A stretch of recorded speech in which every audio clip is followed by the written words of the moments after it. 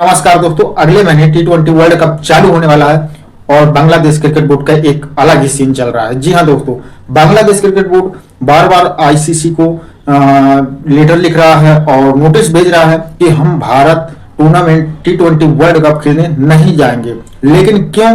तो दोस्तों, बांग्लादेश के प्लेयर मुस्तफिजुर रहमान को जब से केकेआर ने आईपीएल से रिलीज किया है, तब से बांग्लादेश क्रिकेट बोर्ड का कहना यह है कि हम इंडिया में T20 टूर्नामेंट खेलने नहीं जाएंगे। और उसकी जो वजह बता रहा है वो बता रहा है कि इंडिया में हमारे प्लेयरों की सुरक्षा को लेकर के हम ये निर्णय ले रहे हैं। लेकिन जो आईसीसी है ना, कई राउंड की बैठक हुई और उसके बाद आईसीसी ने क्लियर स्टैंड लिया और क्लियर कट बोल दिया कि अगर आपको भारत में टूर्नामेंट खेलना है तो आप भारत में ही अगर आपको T20 वर्ल्ड कप खेलना है तो आपको भारत में आकर के गेम मैच खेलने पड़ेंगे। अदरवाइज आपके जो पॉइंट है, आपके जो पॉइंट मिलते हैं वो आपके पॉइंट कट हो जाएंगे।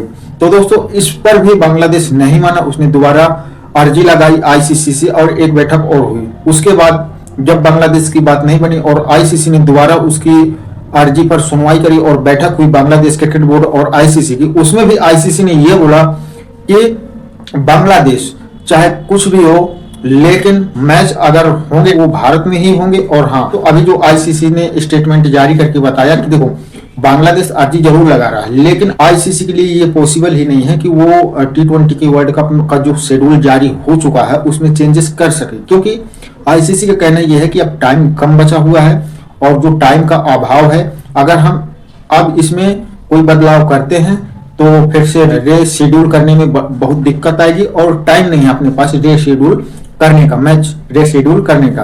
और अब बांग्लादेश को अगर T20 टूर्नामेंट में पार्टिसिपेट करना है तो उसको भारत में जाकर के अपने सारे मैच खेलने पड़ेंगे। लेकिन बांग्लादेश जो है वो उसका बोलना ये है कि भारत में उसके जो खिलाड़ी हैं उनका जो सुरक्षा है उसको लेकर के वो अपने जो मैच है वो भारत में नहीं खेलना चाहता। लेकिन दोस्तों, अभी आप और हम सब मैच देखते थे। पहले भी बांग्लादेश की टीम आती थी इंडिया और इनके मैच होते थे। अभी तक तो कोई ऐसा सिक्योरिटी का इशू नहीं आया इंडिया में। लेकिन अब जो बांग्लादेश है ना, उसमें बहुत सारे ऐसे रीजन हैं जो अभी उनका जो राजनीतिक उतार चढ़ाव जो भी है, हिंसक घटनाएं हो गई अभी जो हो रही हैं हाल फिलहाल में, इसके चलते वो भारत से काफी नाखुश है और वो इसका जिम्मेदार भारत को ही बता रहा है। लेकिन उसमें ऐसा कुछ नहीं है, भारत का कोई रोल नहीं है। और इससे पहले भी मैच हुए हैं, बांग्लादेश की टीम इंडिया आई है और इंडिया की टीम भी बांग्लादेश गई है, ऐसी कोई वो नहीं है। और अभी तक सिक्योरिटी का कोई प्रॉब्लम नहीं हुआ है। लेकिन अगर आप बांग्लादेश ये सब बोल रहे हैं तो उसमें से आईसीसी ने क्लियर कर दिया है कि ऐसा कहीं कुछ नहीं है, आपको मैच सारे आके भारत में ही खेलने होंगे।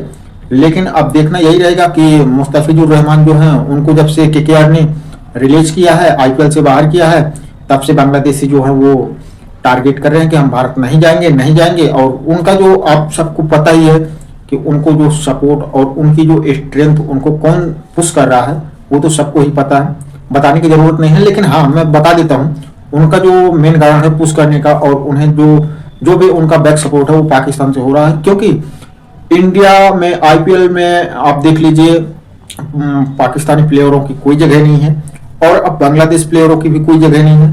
तो उनका मानना यही है कि हम भी जिस तरह से इंडिया पाकिस्तान के मैच किसी थर्ड कंट्री में होते हैं या किसी दूसरे देश में जाकर के इनकी सीरीज होती है, जो टूर्नामेंट वर्ल्ड कप जैसे इंटरनेशनल जो सीरीज रहती है ना, उसमें से थर्ड देश में जाकर के इनके मैच खेले जाते हैं इंडिया और पाकिस्तान के।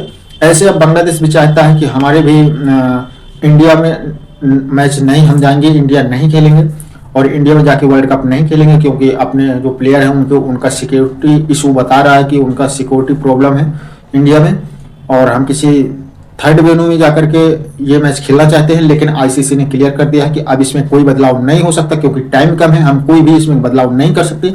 अगर आपको खेलना है तो आपको इंडिया आना पड़ेगा, अदरवाइज इसमें आपके पॉइंट कटेंगे। तो दोस्तों, आपकी क्या राय है इस खबर में, कमेंट बॉक्स में जरूर बताना। और हाँ, आज के लिए इतना ही, मिलते हैं किसी नेक्स्ट वीडियो में, तब तक के लिए जय हिंद।